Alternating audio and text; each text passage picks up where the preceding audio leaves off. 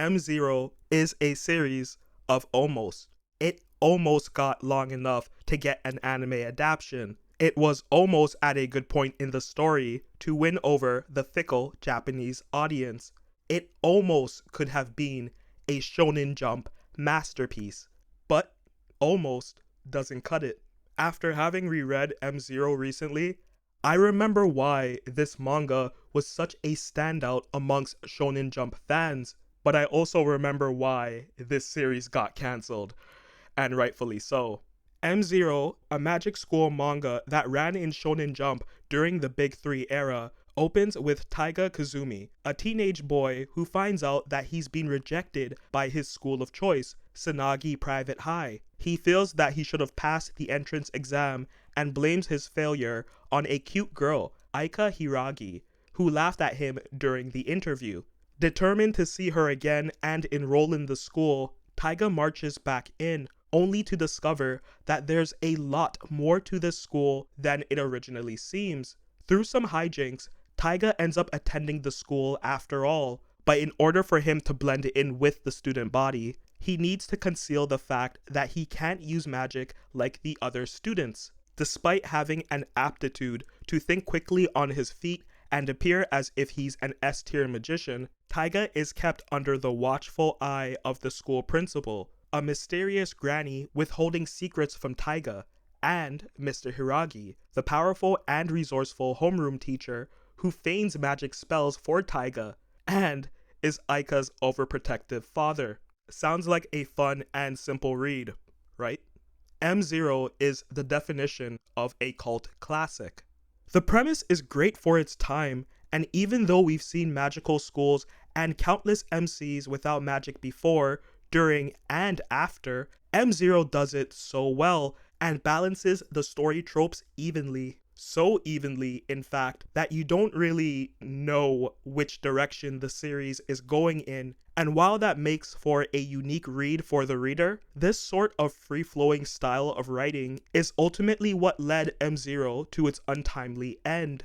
I have to be honest, I don't see the appeal in Mx0. It hasn't aged poorly, but I don't think it deserves the praise that it's received over the years. It's worth mentioning now that Mx0 was actually cancelled by Jump due to low popularity. The manga ran for 2 years, 99 chapters, 10 volumes, during the mid to late noughties. Mx0 has been retrospectively lauded as a staple of its era despite the rushed ending, but after having read the series again recently, I see why it wasn't a hit. The plot is loose. The plot is so loose, it puts Bar 244 regulars to shame. There is no consistency with what we're given. The execution is shockingly poor throughout the beginning of the manga. The first 2 volumes do a fine job of establishing the school and the rules of the magical system, but it's all errated at the start of volume 3 with the introduction of the Mx0 plate and the start of the first magic exams. Lucy's introduction to the cast changes the whole dynamic of how these characters solve their daily hijinks, and Taiga's personality also changes from here on as well. Now, I love Lucy. I think she's one of the best points about Mx0 actually. She's that bitch. But by adding her into the mix, you see Aika get pushed further and further into the background, which also disrupts the MC's motive. And not that this is something bad, TBH, a series can swap the motivations of its characters as the plot develops, but by doing it so early into the story, it just feels forced. I like the stylistic shift personally, but I can see how it would alienate anyone who stuck around through the early chapters. The amount of fan service also skyrockets. It was kind of cool how Mx0 didn't have many panty shots or titty grabs at first, but after a while, there's a cascade of high school horniness. The artwork is fine, if not dull. Some people may love Kano's work here, but I think he's much better of an artist today than in 2006. Most of the cast have same face syndrome, and I know some people get super frustrated with that critique and will argue against it. But look, placing different hairstyles on characters, does not make for a unique design. If all your female characters have the same head shape, the same slender frame, and are all about the same height, of course they're going to be interchangeable to your audience. Kubo was a major culprit of this as well, especially during this era. After Lucy joins the cast, the tone of M0 twists to something more mainstream and not generic, but not as interesting. You're almost sucked in by the spells that the students use, cause some of them are so quirky or cool to look at, or even unsettling when you see them envelop an entire page with dark magic miasma. But then you'll go several chapters without any meaningful magic used, and a lot of exposition to reposition the plot to whatever Kano was told to write by his editors that month. It's a chore sometimes to discern what's going on with M0. There's just too much instability.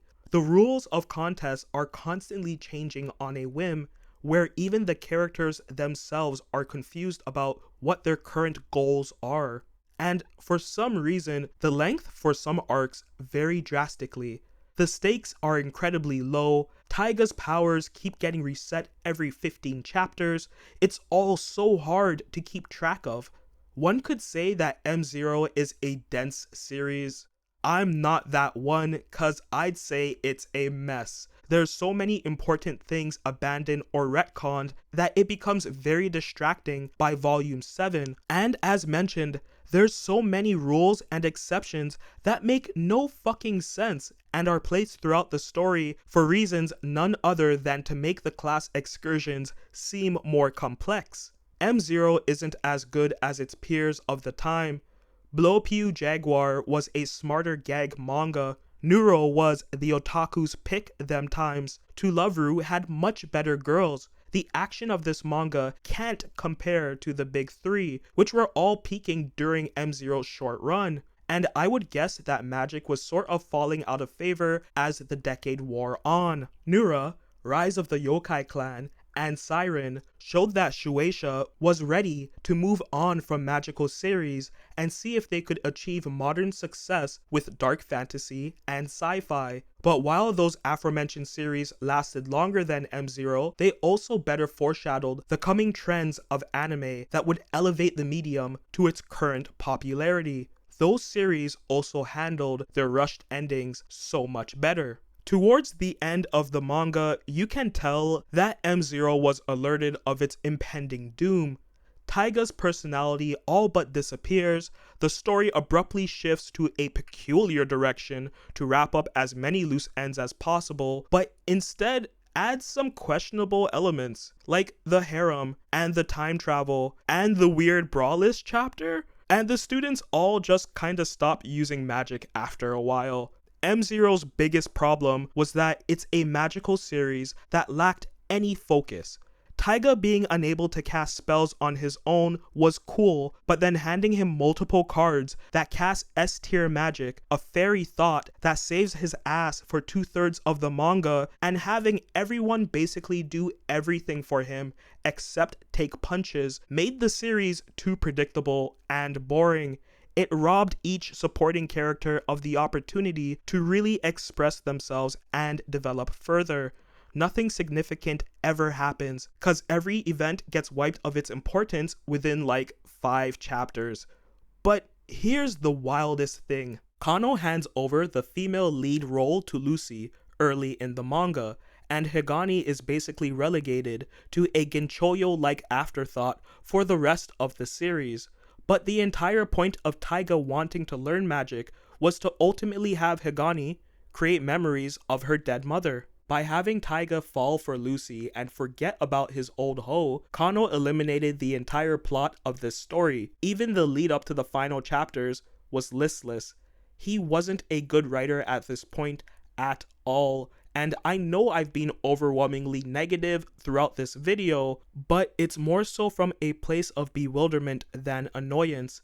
M0 was almost good, and it almost got back on a good track a number of times, but ultimately, almost isn't good enough. We're cursed with some of the cringiest last-ditch effort chapters to save the series, but it just makes the whole thing even sadder. Would I recommend M0? Yeah, I would. It's an entertaining manga that you wish you could have saved, but M0 was never meant to have a long life. The sum of its parts were shit, and it didn't have the framework to be successful and engaging at the same time. Kiruru Kill Me, Kano's currently running manga in Jump Plus, is a much better series. In fact, all of the things that I loved in M0 are present in KKM, but done so much better, with a lot more care for the characters. I see a lot of M0 in Witch Watch, from the split in half spell to the classroom number, even the delivery of gags. I definitely recommend Witch Watch if you like M0. M0 is like the first child you have when you're young, but you aren't ready to commit to that sort of responsibility yet, so you just kinda forget that child and start a new life elsewhere. If you like Harry Potter and want to see an AliExpress version of that done by a dude that I'm pretty sure does a lot of snow, then you'll love what M0 has to offer. I'm giving M0 a 5 out of 10.